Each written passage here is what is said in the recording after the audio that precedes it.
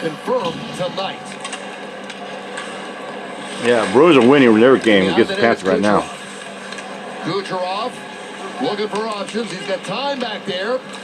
Pull out to the front of the net, scores! Kucherov waited and then sends it up in front for Andre Palat, and it's 4-1. You don't see this play happen very often anymore.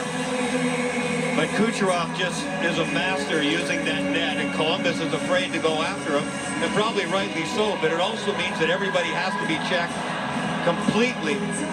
And how many guys are going to come out on their backhand and thread it through Werenski between his stick and his body and have Andre Palat cruising in motion.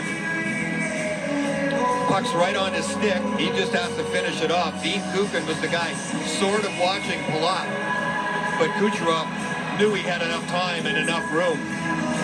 And that's one off my checklist. I was hoping Palat would score a nice goal in this game. Now you just need maybe Perry and Hagel over the next couple of games to score a goal like that confidence-wise. Merzlikins with another stop, and we will take another break. It is all lightning now. Andre Palat with the latest goal, 4-1 Tampa Bay.